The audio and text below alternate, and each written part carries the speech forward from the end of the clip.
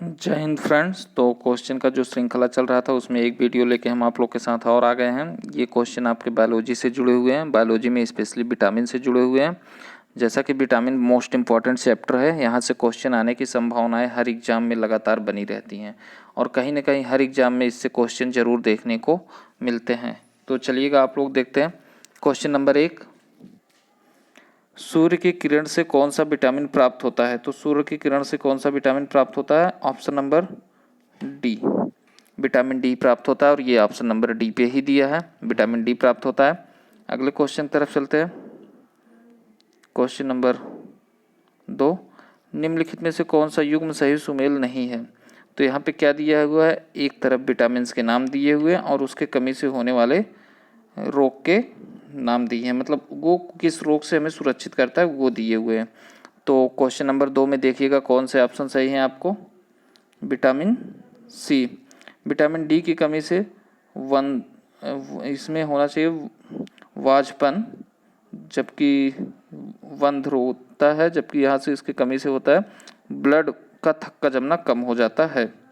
अगले क्वेश्चन चलते हैं। क्वेश्चन नंबर 3, विटामिन डी की अल्पता से होता है। विटामिन डी की अल्पता से क्या होता है? तो आप लोग बताइएगा।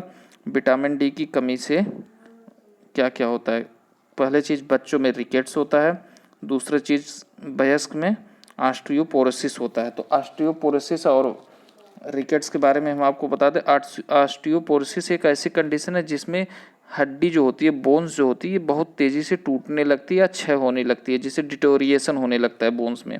और बोन का टूटना या क्षय होना इतना तेज़ी से होने लगती है कि नई बोन उसके जगह पे स्थान नहीं ले पाती है। तो इसमें आदमी को हमेशा बोन के फ्रैक्चर होने का डर बना रहता है। तो यहाँ पे ऑप्शन बी, ए और सी दोनों सही हैं। आप क्वेश्चन के हिसाब से देखिएगा कि क्वेश्चन में क्या पूछ रहा है। अगले क्वेश्चन चलते हैं। क्वेश्चन नंबर 4, विटामिन डी निम्नलिखित में से क्या पाया जाता है? विटामिन डी में निम्नलिखित में से क्या पाया जाता है? तो ये क्वेश्चन बहुत ही इंपॉर्टेंट है। विटामिन डी में निम्नलिखित में से क्या पाया जाता है? तो यहाँ पे ऑप्शन नंबर बी सही है। कोलिकैल्सिफेरॉल विटामिन डी में पाया जाता है, या फिर कह सकते हैं कोलिकैल्सिफेरॉल विटामिन डी का रासायनिक नाम है। रेटिनॉल जो कि ऑप्शन ये विटामिन ए का नाम है, विटामिन ए का नाम है। अगला फोलिक एसिड, जो फोलिक एसिड है ये विटामिन B9 का नाम है, विटामिन B9 का नाम है। अगले क्वेश्चन की तरफ चलते हैं। तो यहाँ पे आपने देखा कौन सा क्वेश्चन है? ऑप्शन नंबर बी, चौथे का ऑप्शन बी। क्वेश्चन नंबर 5, कोलिकैल्सिफेरॉल रासायनिक यौगिक का सामान्य नाम क्या है? तो कोलिकैल्सिफेरॉल का रासायनिक यौगिक में सामान्य नाम क्या है? Vitamin D. विटामिन डी को हम कोलिकैल्सिफेरॉल कहते हैं। आपको हम बता दें कि विटामिन डी जो होता है ये दो भाग में बटा होता है।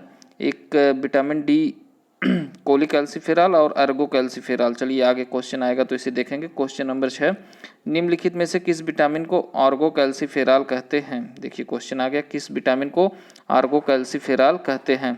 तो विटामिन D2 को आर्गोकैल्सिफेरॉल कहते हैं। ऑप्शन ए सही है, विटामिन D2 को आर्गोकैल्सिफेरॉल कहते हैं।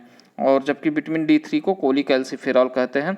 जो आर्गोकैल्सिफेरॉल होता है ये हमारे शरीर में सिंथेसाइज होता है, या कह सकते हैं बनता है, जबकि कैल्सिकोलिफेरॉल ये हमारे शरीर में बनता नहीं, इसको हम बाहर से लेते हैं।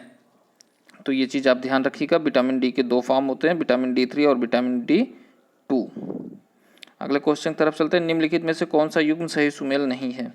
निम्नलिखित में से कौन सा रोग सही सुमेल नहीं है? एक तरफ विटामिन के रासायनिक नाम दिए हुए हैं और दूसरी तरफ उसके कमी से होने वाले रोग के नाम दिए गए हैं।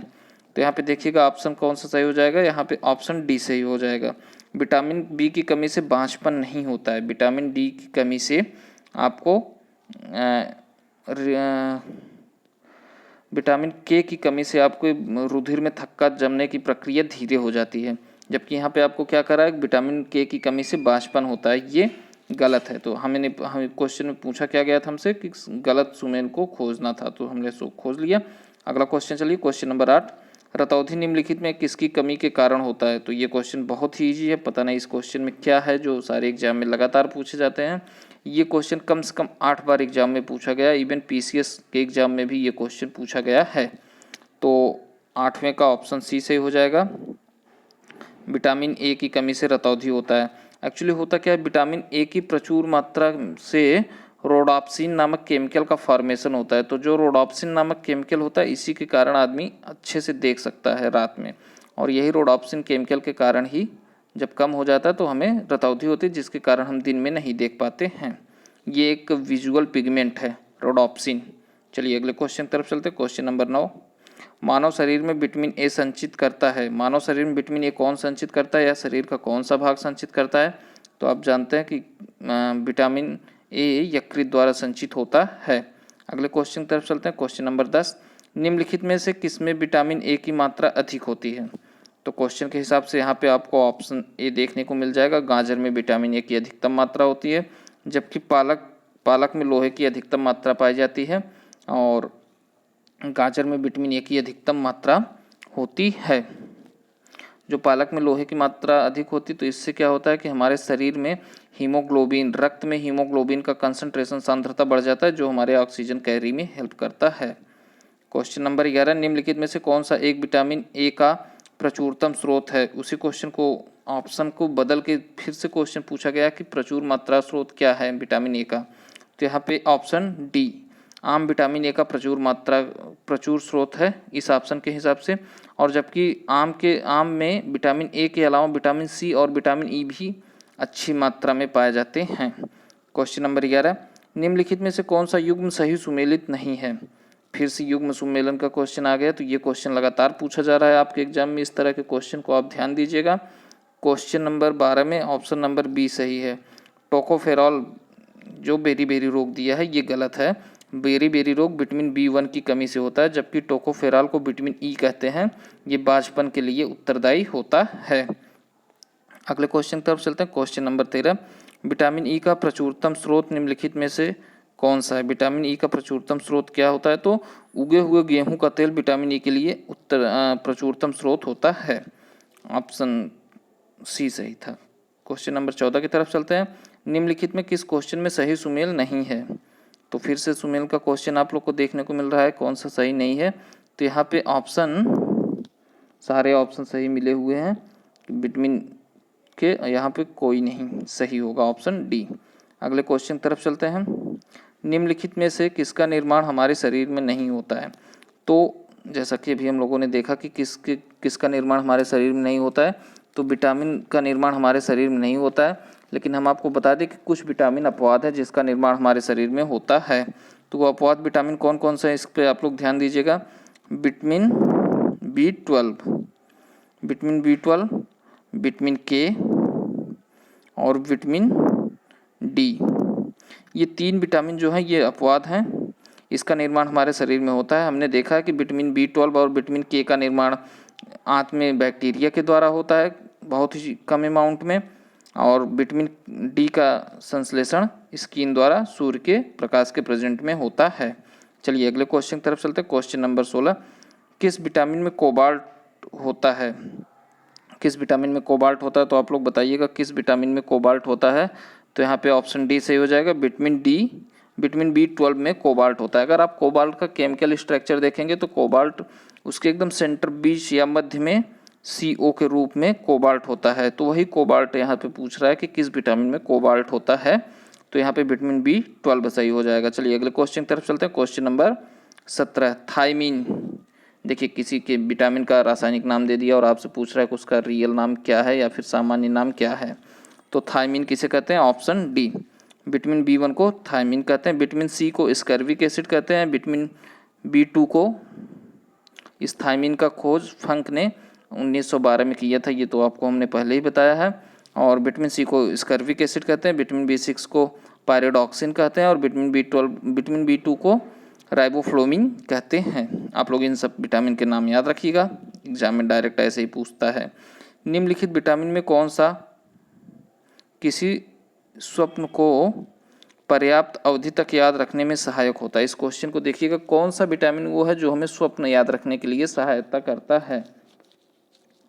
तो विटामिन B6 जो है, एक खोज के अनुसार ये पता चला है कि विटामिन B6 जो होता है ये स्वप्न को लंबे समय तक याद रखने में उत्तरदायी होता है। तो आप सोच लीजिए, अगर विटामिन B6 की प्रचुरता से हम स्वप्न याद कर सकते हैं तो अपनी पढ़ी हुई चीज़ें भी याद कर सकते हैं। तो विटामिन B6 के अच्छे स्रोत जो हों उसे आप लोग खाना शुरू कर दीजिए, आपके एग्जाम जल्दी क्लियर हो जाएंगे। अगले क्वेश्चन की तरफ चलिए। Question number 19। एक मनुष्य को बेरी बेरी सूखा व स्कर्वी की बीमारी होगी यदि वह नहीं ले रहा है, यहाँ पे थोड़ा सा टाइपिंग में मिस्टेक है, यदि वह नहीं ले रहा है, क्या नहीं ले रहा है? विटामिन B1, D और C। ऑप्शन नंबर बी, अगर ये सोर्स वो नहीं ले रहा है तो उसे स्कर्वी, बेरी और सूखा रोग जैसे कंडीशन से वो ग्रसित होगा। Question number 20। प्रोटीन की अधिक मात्रा पाई जाती है, प्रोटीन की अधिक मात्रा किस में पाई जाती है? तो देखिएगा अरहर, सोयाबीन, चावल और गेहूँ। तो यहाँ पे सोयाबीन में अधिक मात्रा पाई जाती है प्रोटीन की। प्रोटीन का सोयाबीन का 40% हमारा प्रोटीन होता है। ये बात आप लोग ध्यान दीजिएगा, कई एग्जाम में पूछा गया है कि प्रोटीन का प्रचुरतम स्रोत सोयाबीन है। तो फ्रेंड्स, आप लोग से रिक्वेस्ट है, वीडियो को लाइक करें, चैनल को सब्सक्राइब करें और लगातार शेयर करें, जिससे हमारा मनोबल बढ़ा रहे और हम आपके लिए और अच्छे को वीडियो लेके आ सके, जिससे आपके एग्ज़ाम के सारे क्वेश्चन लगभग टच किए जा सकें। धन्यवाद। वंदे मातरम।